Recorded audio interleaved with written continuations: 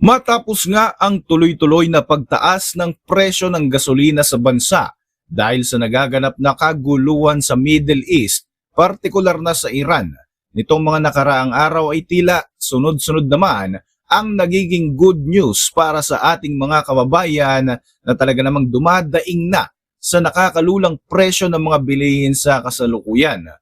Lumalabas nga ang mga report na nagtagumpay ang Pilipinas sa pag-drill at pag-testing sa Camago 3 well sa Malampaya Gas Field na nagbubukas ng panibagong supply ng enerhiya para sa ating bansa. Sa pinaka-latest naman ng mga kaganapan, nakakuha ang Pilipinas ng malayang access sa Strait of Hormuz matapos nga ang diplomatikong pakikipagdialogo sa bansang Iran. Pero ano nga ba ang ibig sabihin ng mga kaganapang ito para sa presyo ng gasolina sa ating bansa? Meron bang direktang koneksyon ang pangyayaring ito sa pandaigdigang krisis ng langis? At bakit nga ba biglang nagkaroon ng tila special access ang Pilipinas sa isa sa pinakamapanganib na ruta ng langis sa buong mundo? Ako po si Royzen, welcome sa Kien Thoughts. Kung hilig mo mga ganitong uri ng videos, mag-like at mag-subscribe para lagi kang updated sa ating mga susunod na uploads.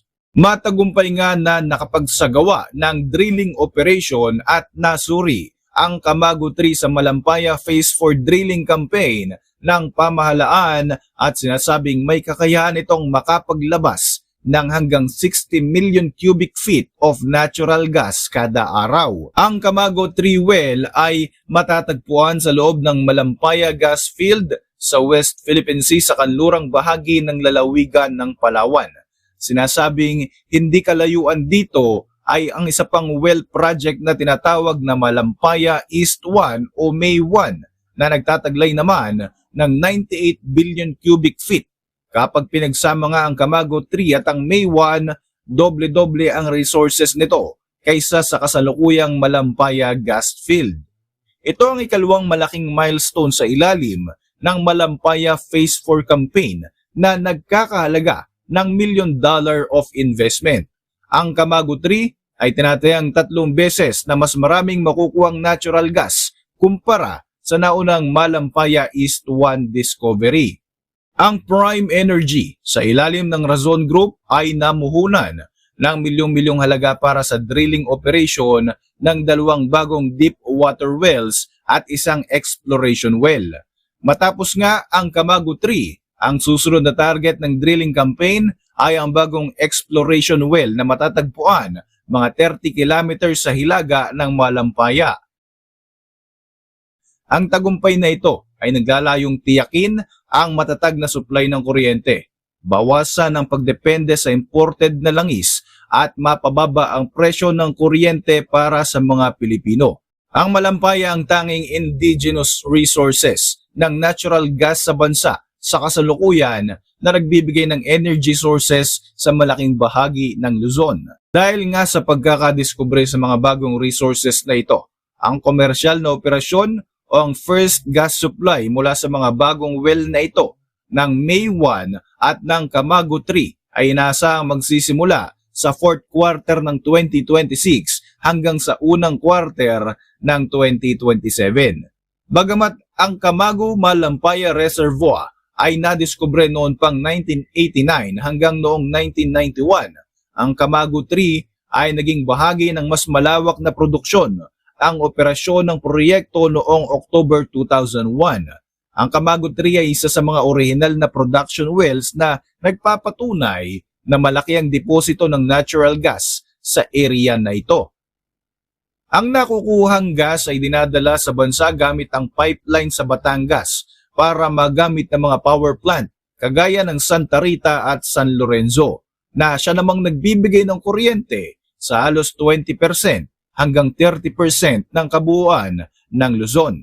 Samantala, dumating na rin dito sa Luzon ang kauna-unahang shipment ng diesel na direktang binili ng pamahalaan.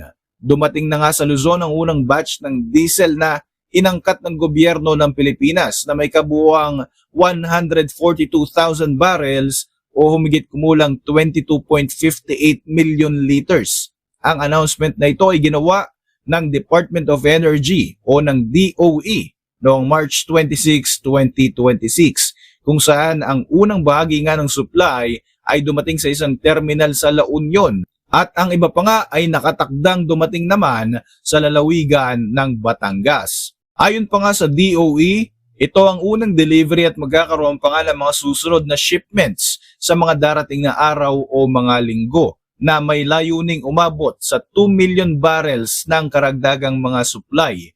Ang hakbang na ito ay tugon sa patuloy na tensyon sa Middle East na nakakaapekto sa distribution ng langis at ginawa pa nga ito upang masigurong hindi maaantala ang lokal na sektor katulad sa transportasyon, mga industriya at pang-araw-araw na pamumuhay ng mga Pilipino.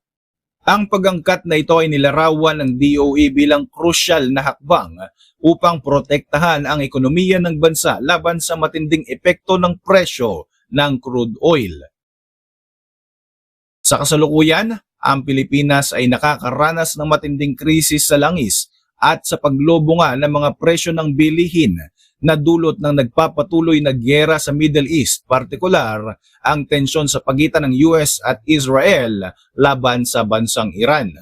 Dahil nga dyan ay nagdeklara na rin ng State of National Energy Emergency ang gobyerno ng Pilipinas. Babala naman ng Ibon Foundation, maaaring umabot sa 6% hanggang 7% ang inflation sa katapusan ng taong 2026 kung magpapatuloy ang krisis at ang pagtaas ng presyo ng crude oil na nagpapabagal din sa paglago ng GDP ng bansa. Ang lokal na gas mula sa Malampaya ay mas mura na approximately around 4.80 pesos per kilowatt hour kumpara sa imported na LNG na umabot ng 10.30 pesos per kilowatt hour. Kaya nasang malaking tulong ang mga bagong discovery na ito sa pagbaba ng singil ng kuryente. Samantala, tiniyak naman ng Petron Corporation Chairman and CEO na si Ramon Ang sa publiko na ang kanyang kumpanya ng langis ang nag-iisang oil refinery ng bansa sa ilalim ng SMC ay hindi sasamantalahin ang patuloy na krisis sa gasolina na dulot ng mga tensyon sa gitnang silangan. Sabi pa nga ng business tycoon, ang binibili nilang crude oil ay mas mura kaysa sa refined product kaya very important ito para sa kanilang public service. Dagdag pa niya na handa siyang isakripisyo ang kita ng kanyang kumpanya kung kinakailangan.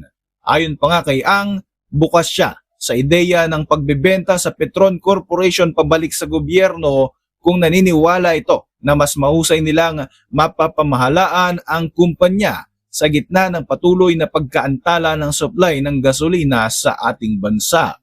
Kaugnay nito, isang napakalaking development naman ang naganap sa pagitan ng Iran at ng Pilipinas na talaga namang malaki ang magiging epekto sa krisis na nararanasan ng bansa dahil sa nagaganap nga na kaguluhan sa Middle East.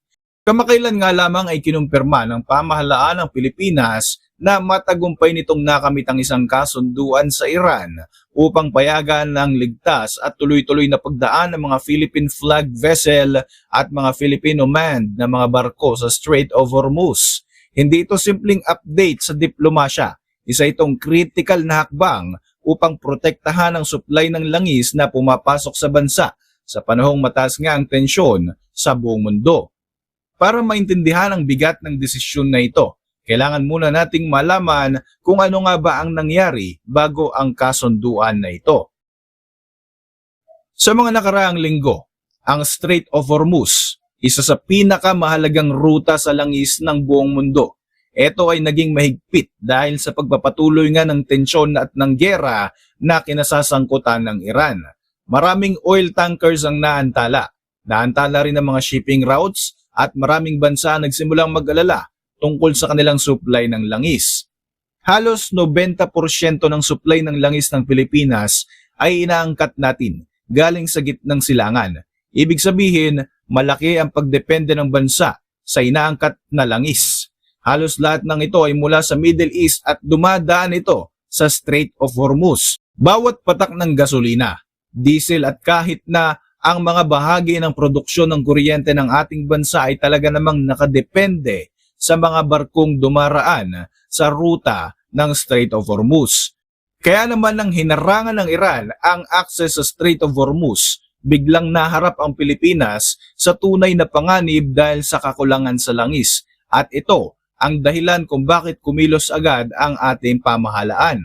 Sa pamamagitan ng mga diplomatikong pakikipag-usap, nagbigay ang Iran ng katiyakan na papayagang makadaan ang mga Philippine flag vessels sa Strait of Hormuz ng ligtas, walang hadlang at walang pagkaantala. Kabilang rito ang mga shipment ng langis, komersyal na mga kargamento at maging mga sasakyan pangdagat na may sakay na mga Pilipinong manggagawa. Hindi bukas ang access na ito para sa lahat. Nilinaw ng Iran na tanging mga bansang itinuturing lamang nito na non-hostile o hindi kalaban ang papayagang makadaan ng ligtas sa ruta na ito. Ibig sabihin, habang binigyan na ng access ang Pilipinas na makadaan nga sa Strait of Hormuz, posibleng may mga ibang bansa pa rin na mananatiling limitado ang paggalaw sa naturang lagusan. Sa kabila nito, kahit binigyan ng assurance ng Iran ang Pilipinas ng safe passage, nananatiling nasa ilalim ng pressure ang pandaigdigang supply ng langis. Para sa inyong mga reaksyon, mag-iwan lang ng komento sa ibaba ng video na ito. At para manatiling updated sa ating mga susunod na uploads, siguruhing mag-subscribe. I-like mo na rin ang ating mga videos bilang suporta. Muli, ako po si Royzy at maraming salamat sa patuloy na pagsubaybay sa ating channel.